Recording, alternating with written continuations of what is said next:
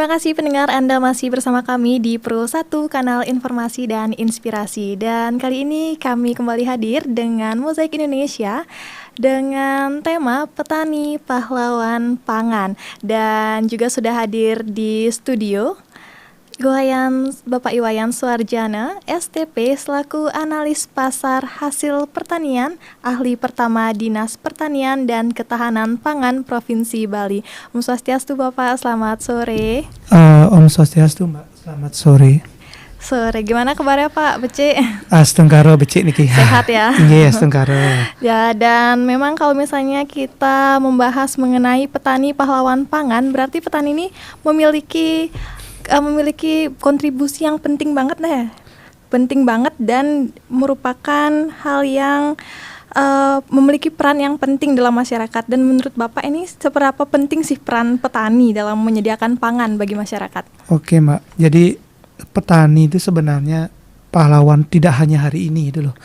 Jadi dari zaman dahulu kala sampai mungkin sampai di masa depan ya, selama manusia masih membutuhkan makanan. Jadi petani itu memegang peranan penting. Jadi petani tidak hanya di Bali, bahkan di seluruh dunia itu merupakan salah satu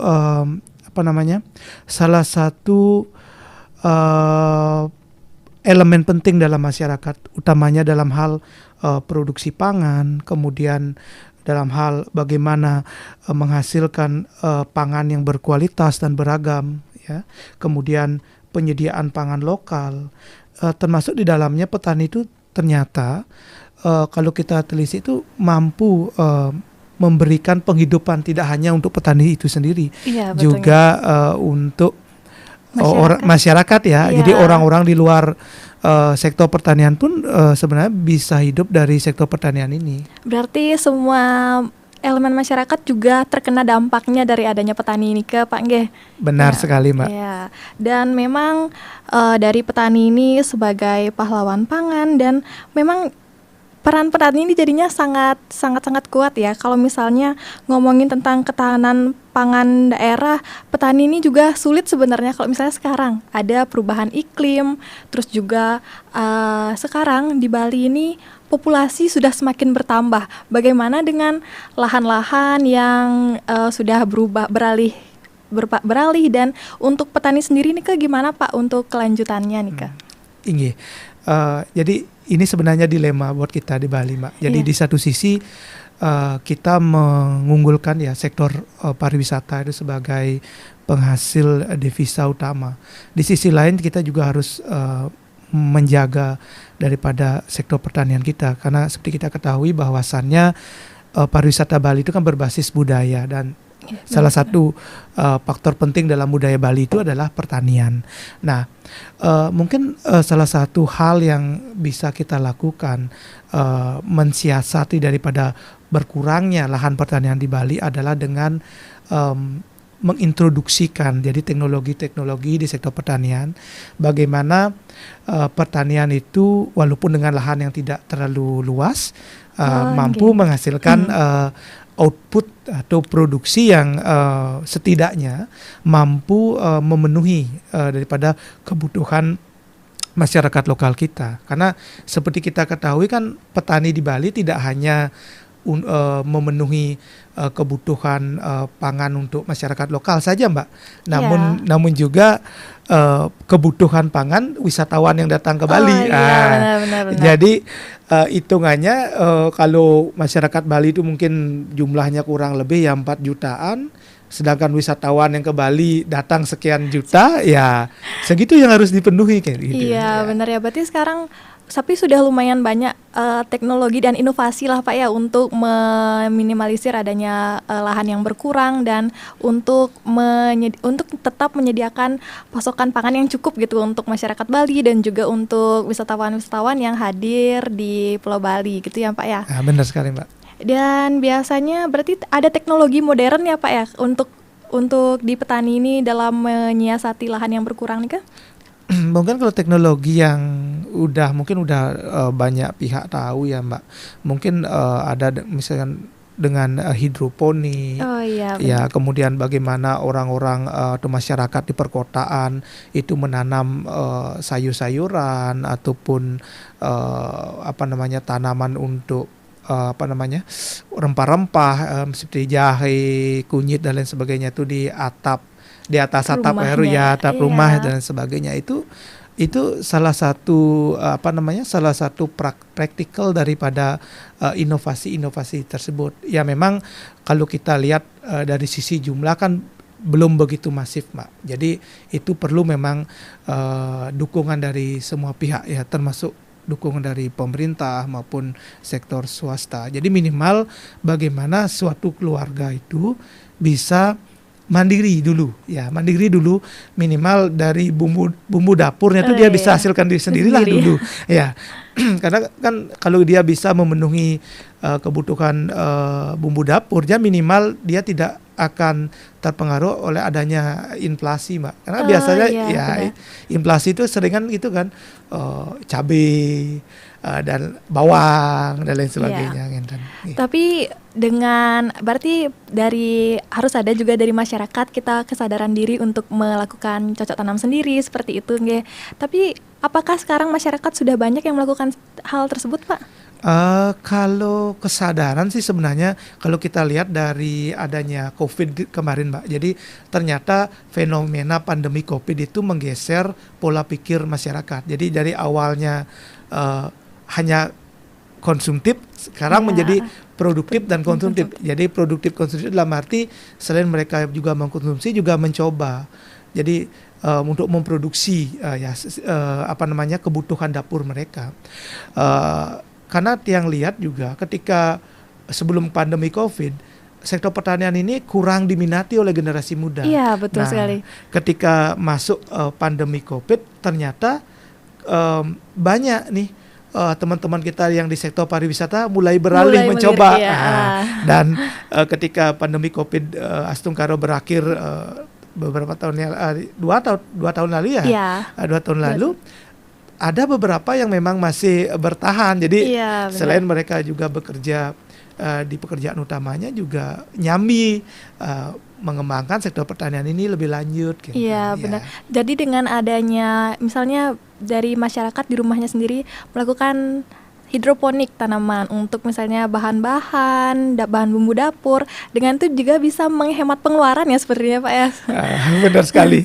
Jadinya jadinya kalau misalnya mau masak kurang apa tinggal ambil. Benar, Mbak, benar. Nggak belanja lagi ke pasar, nggak panas-panasan, antri-antrian ke pasar dan seperti itu ya Pak ya. Iya. Dan seperti apa ya kalau misalnya sekarang masyarakat kan sering juga sih agak sering menganggap petani itu sebelah mata seperti itu. Ada nggak sih cara gimana caranya biar meningkatkan apresiasi masyarakat terhadap adanya petani ini? Ya, ini mungkin yang apa namanya faktor utama ya kenapa dari dulu tuh sektor pertanian itu tidak begitu dilirik oleh Iya. generasi muda ya. Iya. Ya mungkin kita juga sebagai generasi muda kadang-kadang kan berpikir, pertanian kesannya kan kotor, turun ke Iya. sawah dan lain sebagainya. Mungkin di sini kan perlu inovasi, Mbak. Jadi Iya. inovasi itu mungkin akan berkembang bila mana sektor pertanian ini mampu menghasilkan profit. Jadi Oke. menghasilkan profit yang cukup ya, yang layak bagi petani. Dan itu mungkin akan bisa menarik generasi muda. Nah, mungkin yang paling basic mungkin ya bagaimana menstabilkan harga, Mbak, di pasar. Jadi minimal lah harga itu sesuai dengan nilai keekonomian dari barang atau komoditas hasil pertanian itu. Jangan sampai harga di pasaran itu di bawah biaya produksi yang dikeluarkan petani, kan otomatis, Iya, otomatis rugi, ya. iya. Nah, mungkin ini yang perlu mungkin dipikirkan oleh stakeholder terkait. Mungkin kalau pemerintah mungkin dalam beberapa komoditas sudah mengeluarkan apa namanya aturan terkait misalkan harga eceran tertinggi, harga dasar, harga acuan dan lain sebagainya. Mungkin Untuk komoditas-komoditas yang lain, misalkan yang spesifik lokasi seperti babi yang tidak mungkin ditemui di seluruh wilayah di Indonesia, maksud secara komersial, itu juga perlu dipikirkan. Apakah komoditas ini juga perlu diatur apa tidak? Dan menurut hemat saya perlu diatur karena agar antara peternak juga diuntungkan, kemudian konsumen juga mendapatkan hasil atau harga yang wajar. Nah itu dia, berarti untuk generasi muda sebenarnya nggak perlu takut ya, karena karena di pertanian ini bisa juga menghasilkan uang dan juga bisa menghasilkan profit, walaupun memang tidak, mungkin sekarang anak muda banyak yang maunya rapi seperti itu, tapi sama-sama aja, yang penting kan cuannya. Iya benar, Mak. Dan kalau misalnya anak generasi muda ingin melakukan tanaman hidroponik di rumahnya, komoditas pertanian apa yang bisa menghasilkan profit lebih cepat gitu Pak? Mungkin kalau yang kita lihat, kalau hidroponik itu Mak, kebanyakan mungkin kayak selada, ya selada. Kemudian pokcai, ada juga beberapa yang menanam kangkung dan lain sebagainya itu.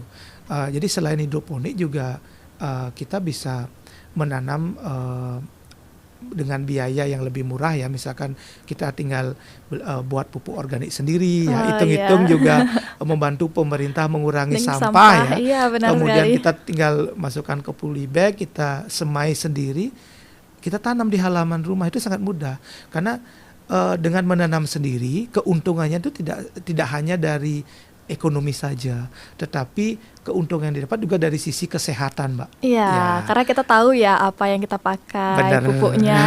Bahkan pupuknya dari sampah kita sendiri, dan bisa dibilang seperti itu. Benar sekali. Jadi satu, pahalanya membantu pemerintah mengurangi sampah. Kedua, pahalanya adalah merawat diri ya, karena kita mau makan makanan yang memang sehat. Iya, jadi non pestisida, non pupuk anorganik. Dan kita juga bisa mengedukasi sekaligus, Mbak. Jadi mengedukasi kalau kita udah punya, mungkin ya ada yang udah punya anak kecil, punya cucu dan lain sebagainya, kita edukasi, kita perkenalkan. Oh ini loh pertanian itu seperti ini. Jadi kalau Anda mau terjun ke pertanian bisa nanti inovasikan sesuai dengan ilmu pengetahuan yang Anda peroleh, silakan. Gitu. Iya, benar banget. Berarti emang kalau misalnya, yang penting ada niat aja sebenarnya Pak ya. Benar. Ada niat untuk memulai, karena itu semua nggak susah sih sebenarnya ya. Iya.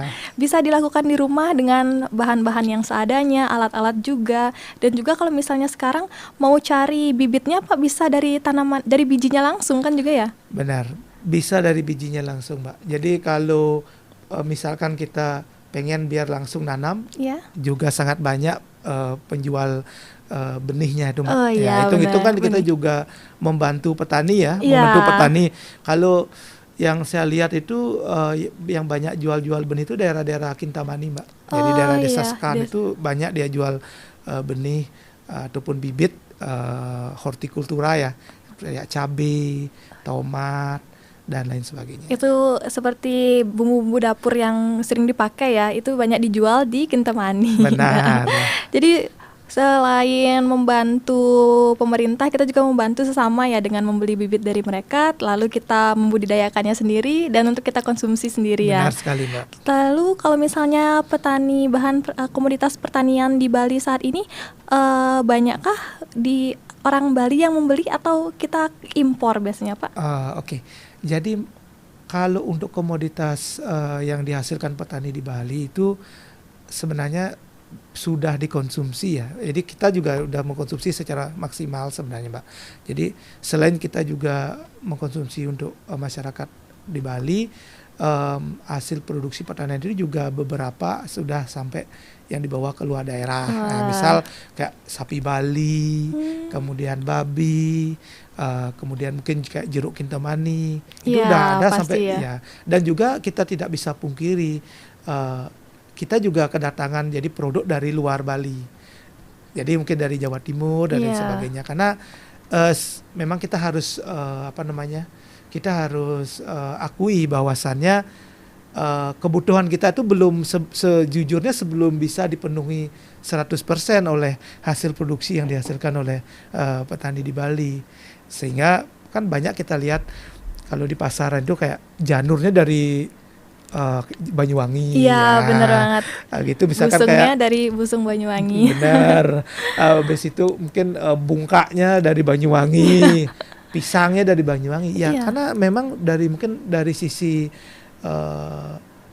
dari sisi luasan lahan dan lain sebagainya, mereka mungkin lebih luas. Jadi mungkin kalau di Bali, kalau hemat saya memang kita berfokus pada komoditas yang memang kita perlukan sehari-hari. Seperti apa nih Pak Misalkan contohnya? bunga, Oh iya, buah, dan lain benar. sebagainya. Karena itu memang hal utama yang perlukan oleh masyarakat Hindu ya. Di Benar, Bali kan benar. mayoritasnya Hindu. Mungkin seperti bunga pacah nih Kak Pak. Iya benar, Oh. bunga paca, marigold, kemudian bunga kembang seribu dan lain sebagainya. Karena kalau saya lihat di Bali, kalau hemat saya mungkin kita harusnya bermain tuh di kualitas, Mbak. Iya. Jadi karena kita mungkin keterbatasan sumber daya, baik sumber daya manusia, sumber daya lahan, sumber daya alam dan lain sebagainya, mungkin kita mainnya di kualitas. Jadi kualitas yang berkelanjutan. Iya. Ya. Mungkin kalau teman-teman di luar itu karena kondisi ya memang lahan yang luas, sumber daya manusia yang luar biasa besar, banyak dan lain sebagainya, mungkin dia akan bermain di aspek kuantitas gitu. Iya, berarti pastinya kalau misalnya punya lahan yang luas, punya sumber daya yang lebih banyak lagi, pasti hasil yang dihasilkan juga lebih banyak gitu ya Pak ya? Benar sekali. Pastinya. Ya. Dan pendengar, itu dia perbincangan kita dan kita akan sambung setelah jeda pesan-pesan berikut ini.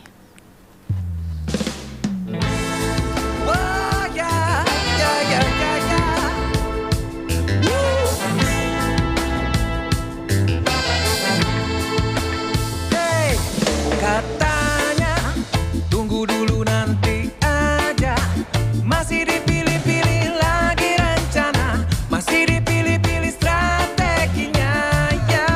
Katanya tunggu lagi tenang aja, nyari strategi yang pasti lagi katanya, balik dipilih-pilih lagi rencana. Oh.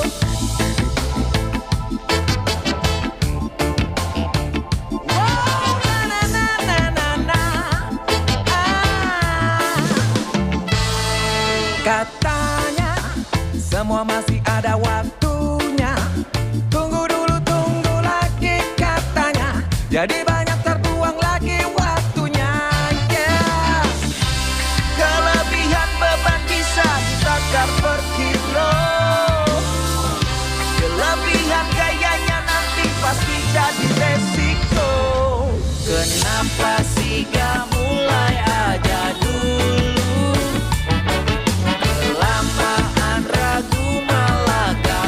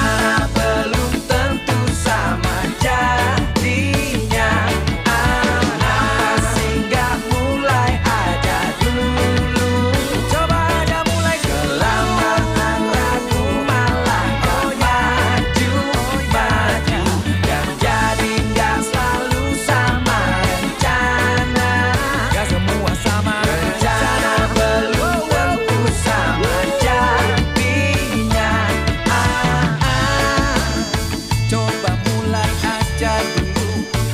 Coba mulai aja dulu.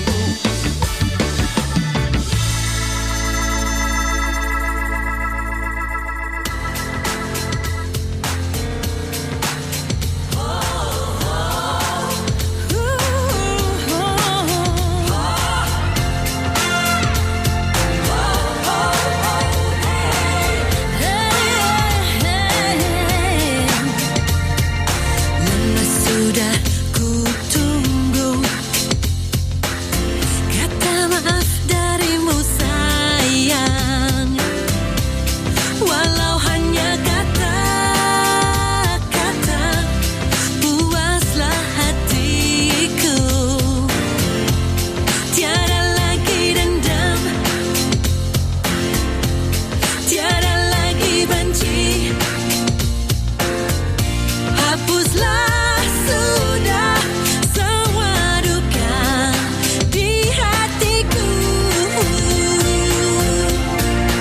Hapuslah sudah semua derita. Biarkan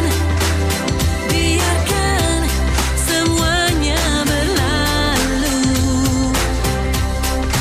Marilah kita bersama lagi.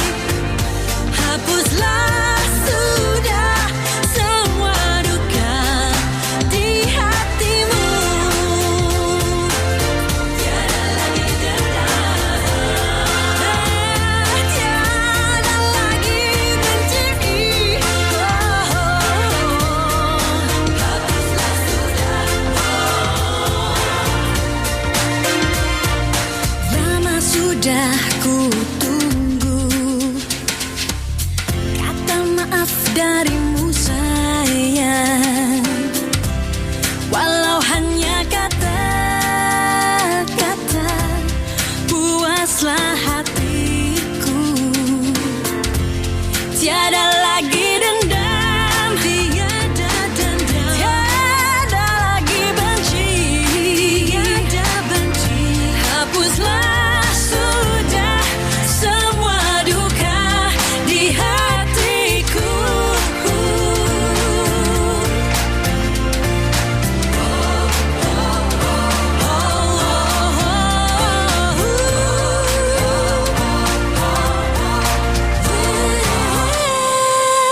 Hapuslah sudah semua derita.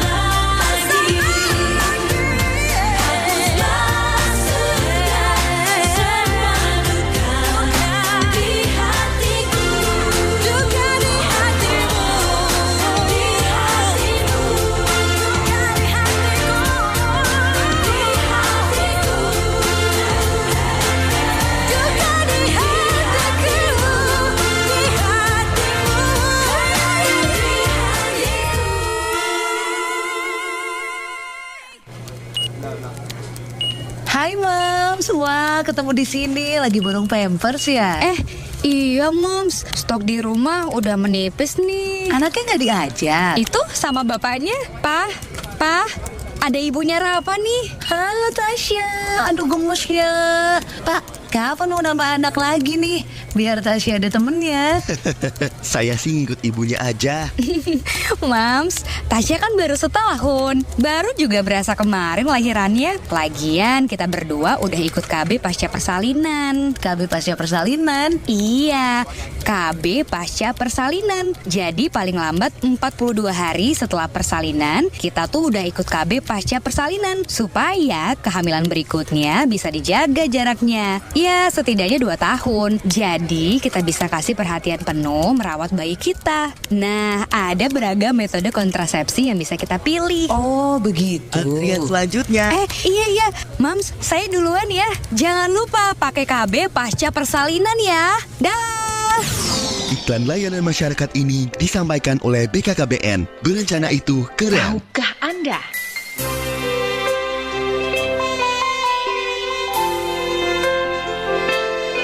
Bisa jadi Anda sudah akrab dengan istilah ambyar. Wis kepacut ambyar remuk sing neng ati. Ambyar dalam Kamus Besar Bahasa Indonesia mempunyai arti bercerai-cerai, berpisah-pisah, tidak terkonsentrasi lagi. Kata ambyar pertama kali masuk ke Kamus Besar Bahasa Indonesia edisi kedua tahun 1991 dengan label asal bahasa Jawa dan ragam cakapan.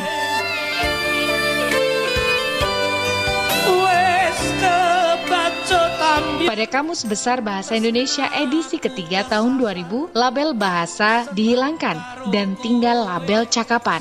Itu artinya kata tersebut sudah lazim digunakan secara umum dan dalam situasi informal. Ambyar.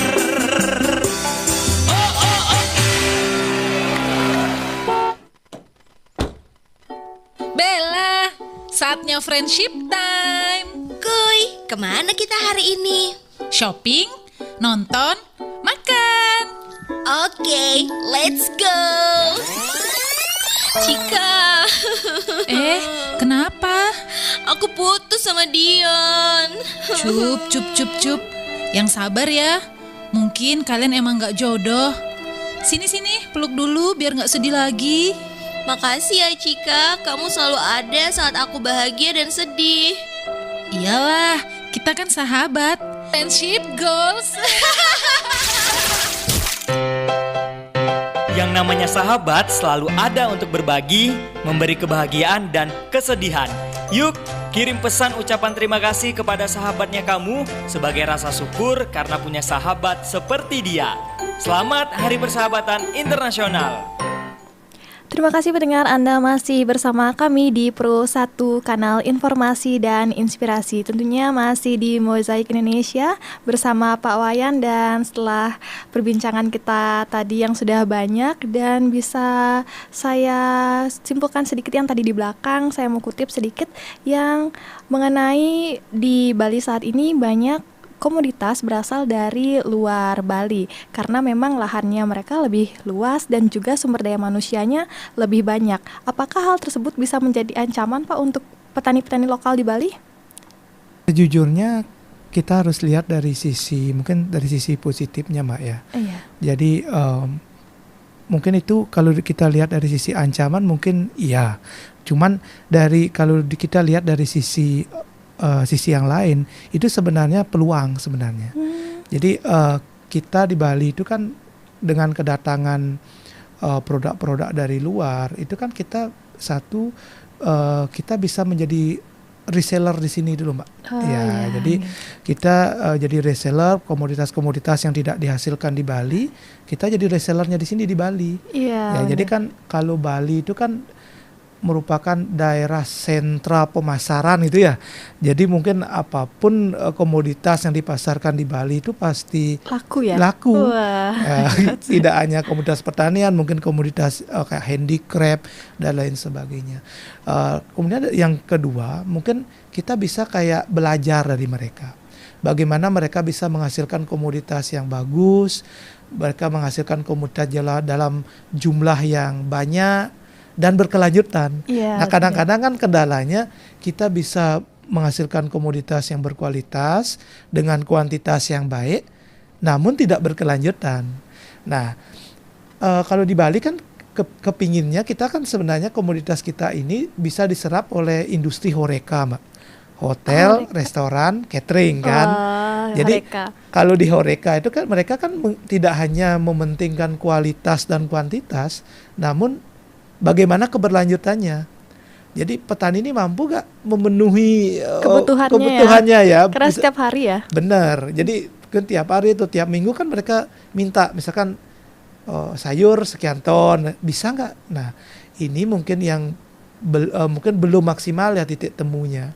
Jadi antara mungkin industri pariwisata dan industri pertanian itu. Jadi ini harus dipertemukan, harus duduk bareng gitu loh, Mak, agar sejalan ya. Sejalan gitu loh. Dan kalau misalnya kita ngomongin komoditas yang paling laku di Bali, berarti kan kebanyakan itu dari bunga-bungaan. Kalau misalnya, apakah ada upaya hilirisasi komoditas pertanian di Bali sendiri? Kalau hilirisasi pertanian sudah sangat banyak, Mbak. Jadi umumnya ya kayak komoditas perkebunan. Contohnya apa, Pak? Misalnya kayak kopi, itu udah diolah. Oh iya, diolah. Benar. Iya. Kopi, kemudian vanili, kemudian kalau ada di komoditas di tanaman pangan, mungkin ada kan keripik talas, keripik singkong, ada mungkin kayak beras organik dan lain sebagainya. Kalau dari sisi subsektor peternakan ada sosis, kemudian ada frozen food dan lain sebagainya. Berarti sudah bisa produksi sendiri ya dari Bali nih, Kak? Sudah, Mbak. Jadi sudah. Jadi beberapa juga sudah bahkan ada sampai dikirim ke luar Bali. Kemudian kalau kita sempat berkunjung ke tempat-tempat wisata, Mbak, kayak Kopi Luwak dan lain sebagainya. Itu sebenarnya produk kita sudah sampai mancanegara. Karena yang nyobain banyak wisatawan ya, Pak ya. Benar. Dan kadang-kadang kan mereka, dari pantauan saya sendiri, ketika mereka membeli cenderamata dalam bentuk kopi itu dibawa ke negaranya. Dijadikan oleh-oleh ya. Benar. Jadi kan secara tidak langsung itu juga sudah memperkenalkan inilah komoditas pertanian di Bali. Seperti ini, gitu. Ya, berarti sebenarnya lebih gampang memasarkan produk mentah atau produk yang sudah seperti kopi luwak ini ke gimana, tergantung Pak, segmentasi pasarnya, Mbak. Jadi kalau target mungkin secara segmentasi kita bagi dulu pasar itu, kemudian setelah kita mengetahui segmentasinya kita kan targetkan. Mungkin kalau target kita adalah industri pengolahan, mungkin produk segar itu yang akan lebih laku. Misal kalau target kita adalah end user atau konsumen akhir, mungkin produk olahan, Mbak, itu akan lebih laku. Jadi mungkin kayak kayak kopi kan pasti end user yang akan kita targetkan. Khususnya ini dalam kasus di kawasan pariwisata. Cuman kalau petani dalam dalam produksi yang besar seperti kayak di Kintamani itu, mungkin dia akan menjual dalam bentuk kopi beras yang siap untuk disangrai itu, Mbak. Mereka menjual dalam bentuk seperti itu. Kopi beras? Ya, namanya kopi beras. Kita nyebutnya kopi beras. Jadi biji kopi sebelum disangrai itu kita sebutnya kopi beras. Berarti itu mereka jualnya dalam bentuk seperti itu. Nah, kemudian akan diolah kembali menjadi kopi yang sudah disangrai atau kopi bubuk. Gitu. Untuk dikonsumsi, bisa dikonsumsi juga ya? Kalau kopi itu dalam kopi bubuk bisa dikonsumsi, Mbak. Gitu. Cuman kalau kopi kan umumnya kita diperjualbelikan dalam berbagai varian. Ada dalam bentuk bubuk, ada dalam bentuk setengah jadi itu dalam arti agak kasar dia, Mbak. Tidak terlalu halus. Kemudian ada dalam bentuk beans. Jadi setelah disangrai itu. Berarti dengan adanya hilirisasi ini sudah berdampak banyak sekali ya, dampak baik. Dan kalau menurut Bapak ini berdampak baik dan buruk atau seperti apa? Kalau menurut saya ini sangat baik ya. Kenapa? Karena kan kalau hilirisasi itu intinya kan bagaimana meningkatkan nilai tambah, Mak. Value added daripada komoditas itu. Jadi kalau komoditas dijual dalam bentuk segar, dia akan masa simpannya pendek, kemudian harganya juga akan cenderung fluktuatif. Sedangkan kalau kita jual dalam bentuk olahan kan kita bisa memperpanjang masa simpan, kemudian kita juga bisa berkreasi. Jadi membuat varian komoditas yang jauh lebih inovatif. Misalnya ada kopi luwak, kemudian ada kopi yang lain misalkan kopi honey coffee, ada kopi rasa-rasa dan lain sebagainya.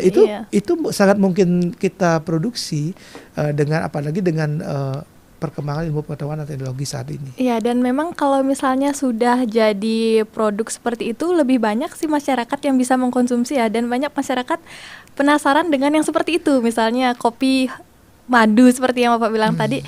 Pasti semua orang kayak penasaran kopinya ini kayak gimana sih rasanya. Benar. Nah, jadinya mereka akan beli daripada kita jual beansnya aja seperti itu ya Pak ya. Benar. Dan kalau misalnya itu kan dari sisi produk yang dihasilkan oleh petani. Kalau misalnya untuk kesejahteraan petani, apakah ada program-program yang sudah dilaksanakan Pak untuk kesejahteraan petani? Oke, jadi baik pemerintah pusat maupun pemerintah daerah itu sebenarnya sangat mendukung perkembangan dan pertumbuhan petani ya, kalau saya lihat. Jadi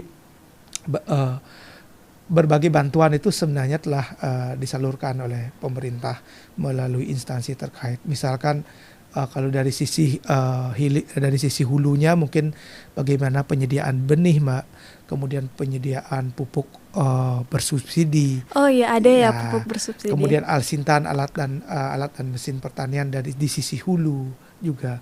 Kemudian dari sisi hilir juga seperti itu, bagaimana kita bantu dalam bentuk mesin-mesin pengolahan, kemudian bangsal pasca panen, kemasan dan lain sebagainya. Dan juga tidak ketinggalan bahwasannya pemerintah kan sekarang punya program KUR itu loh, bagaimana mensupport petani dari sisi permodal pembiayaan gitu loh, dengan bunga yang cukup rendah dan sangat membantu petani.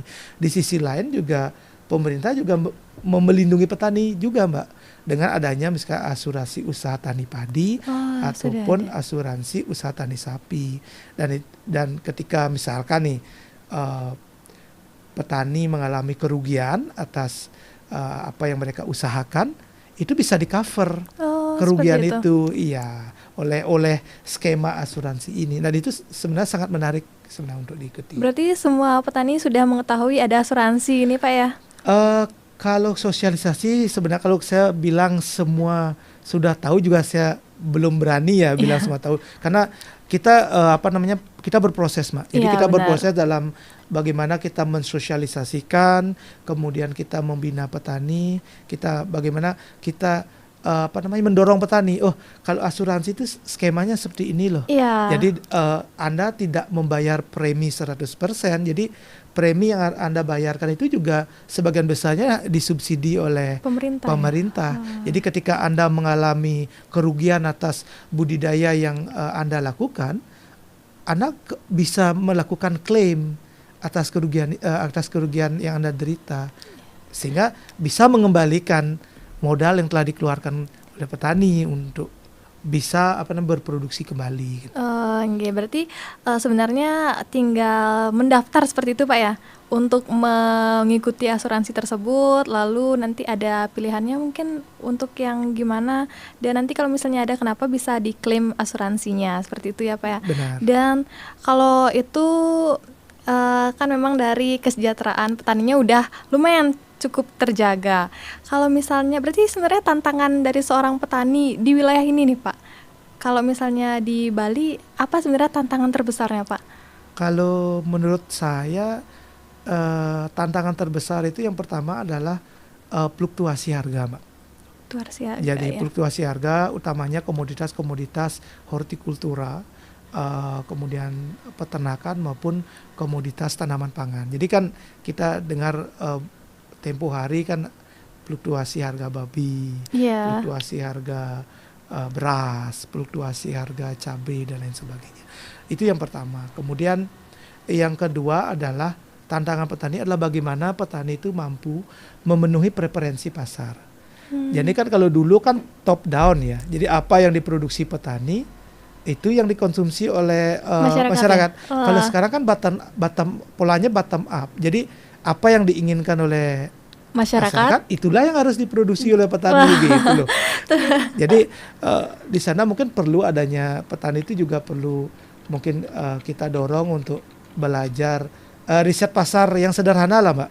Jadi kita lihat pola pasar. Oh, saat ini pola yang ada di pasar itu adalah hidup sehat, healthy life gitu. Mungkin nanti arahnya adalah mungkin produk organik dan lain sebagainya. Mungkin itu mungkin ke depan. Iya, berarti dengan adanya banyak sekali bantuan dari pemerintah dan juga tantangan-tantangannya juga semoga ini bisa berjalan beriringan ya, walaupun ada tantangan ya tapi kita nggak pernah bisa hidup tanpa tantangan gitu. Pasti ada aja tantangannya itu, walaupun bertani pun ada tantangannya, bener Pak ya? Benar, Pak. Mungkin kalau saya sih lihatnya dari sisi SWOT itu ya, SWOT itu ya. Iya. Jadi apapun itu termasuk di sektor pertanian itu pasti ada unsur kekuatannya ada. Iya. Kemudian unsur kelemahannya ada. Kemudian unsur peluangnya juga ada. Dan unsur ancaman. Jadi bagaimana kita mengelola sebenarnya kekuatan kita untuk mendapatkan peluang dan menekan si ancaman itu. Dan juga untuk bagaimana menekan kelemahan ini kan kita tidak bisa menghilangkan kelemahan itu 100%. Iya, benar Yang sekali. bisa kita lakukan adalah bagaimana memitigasi dampak negatif yang bisa ditimbulkan dari adanya kelemahan dan ancaman itu. Ya itu dia perbincangan kita, dan memang dari sisinya Bapak tadi yang disampaikan memang udah sangat lengkap ya, dan memang petani ini udah gampang bisa dimulai dari rumah, dan juga kalau misalnya punya lahan yang luas bisa ikut asuransi, sudah ada klaim dari pemerintah, dan juga ada pupuk yang bersubsidi, dan juga ada benih. Dan itu dia pendengar, kita akan sambung kembali obrolan kita setelah jeda pesan dan pesan berikut ini.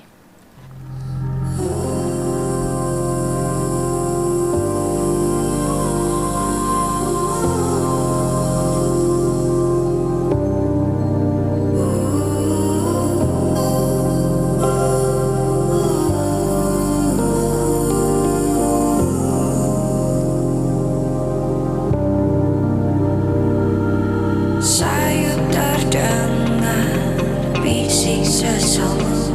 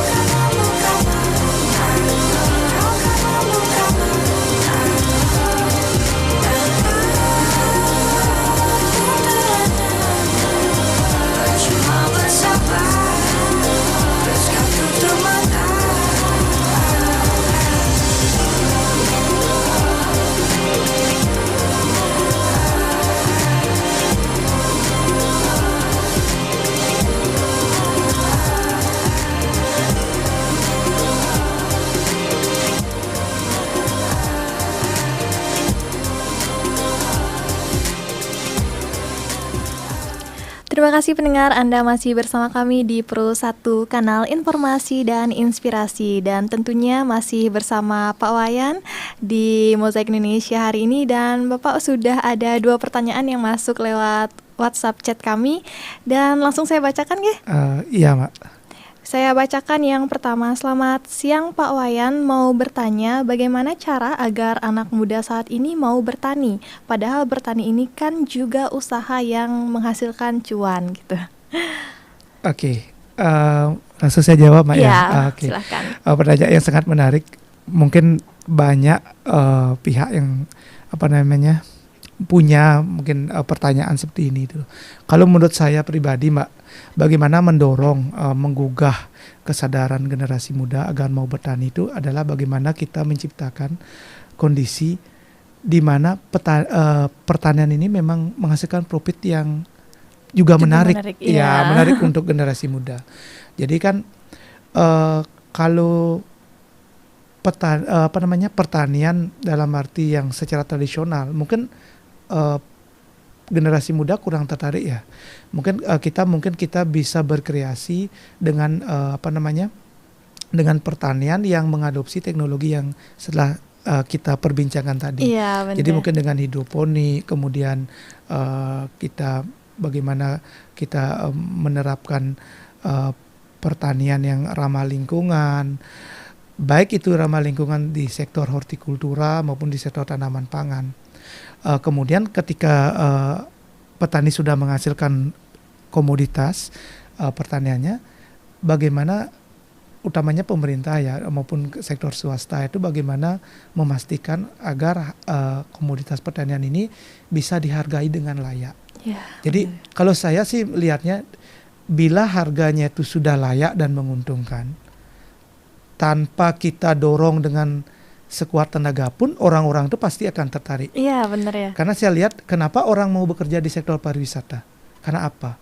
Karena kan itu tadi, bahwa mereka lihat bahwa sektor pariwisata itu sangat menguntungkan bagi mereka. Bisa dipakai sebagai jaminan untuk melanjutkan hidup. Nah, pola-pola ini perlu kita introduksi di sektor pertanian juga gitu loh. Iya. Jadi mungkin hal ini tidak bisa dilakukan oleh pemerintah sendiri, mungkin juga harus dari sektor swasta dan lain sebagainya. Harus ada keterlibatan dari semua pihak nih Pak ya. Benar. Jadi kalau misalnya di pertanian ini sudah diyakinkan dengan penghasilannya yang cukup, pasti anak-anak muda akan tertarik tanpa disosialisasikan gitu Pak ya. Benar. Saya rasa sendiri seperti itu, Mbak. Jadi saya dulu belajar pertanian itu seperti itu. Jadi yang lihat, memang di pertanian ini ada peluang. Jadi kalau kita jadi petani kan tidak harus kita yang nanam langsung itu kan tidak seperti itu kan. Jadi petani itu yang harus kita terapkan adalah bagaimana kita mengubah mindset, pola pikir itu. Jadi mungkin dalam satu rantai nilai itu kan bisa kita pilih, Mbak. Kita mau jadi di hulunya, kita mau jadi middleman-nya, apa kita mau jadi retailnya, kan itu pilihan. Menurut saya dalam satu sistem agribisnis itu masuk dia gitu. Tidak hanya jadi petani turun langsung ke lapangan, tidak itu aja gitu loh. Seperti itu, banyak orang yang membayangkan seperti itu ya. Dan lanjut Pak ke pertanyaan kedua. Selamat siang Pak Wayan, bagaimana kolaborasi dengan perguruan tinggi dalam pengembangan riset dan inovasi pertanian? Apakah ada? Oke. Kebetulan Niki kalau terkait dengan riset dengan perguruan tinggi mungkin ranahnya kalau ini di Badan Riset dan Inovasi Daerah ya di Brida. Gitu. Jadi yang saya dengar itu kan beberapa juga mereka udah melakukan riset terkait dengan mungkin tanaman memang tanaman yang endemik di Bali, kemudian tanaman yang dulu pernah dibudidayakan di Bali cuma sempat hilang, kemudian mereka kaji. Kalau kebetulan kalau kita di Dinas Pertanian itu juga kemarin juga pernah berkolaborasi seingat saya tuh dengan kayak IPB itu bagaimana pengembangan mungkin marigold, bunga gumitir ya dengan warna yang berbeda ya? Gentan Iya, menarik. dan juga yang lihat juga hasil-hasil penelitian dari perguruan tinggi juga kita berusaha kita memang aplikasikan. Jadi kan kita kan ada pembinaan tuh Mbak. Jadi kita turun ke lapangan, memberikan pembinaan, pendampingan. Jadi materi yang kita bawakan sebenarnya kita juga pelajari dari hasil-hasil riset yang dilakukan oleh perguruan tinggi. Biar bisa menyesuaikan dengan kondisi saat ini gitu. Dan untuk yang terakhir Pak, bisa memberikan closing statement mengenai petani merupakan pahlawan pangan. Ya, silakan Bapak. Oke, terima kasih Mbak. Mungkin closing statementnya petani pahlawan pangan. Jadi ayo sebagai generasi muda, tidak hanya generasi muda, generasi tua dan semua generasi di Bali, ayo kita bangkitkan pertanian. Ayo kita bertani mungkin dalam skala yang kecil ya. Pokoknya kita bertani. Karena apa? Karena Bali itu sangat tergantung dengan sektor pertanian. Pariwisata kita sangat tergantung dengan sektor pertanian. Jadi saya pernah mewawancarai beberapa wisatawan mancanegara.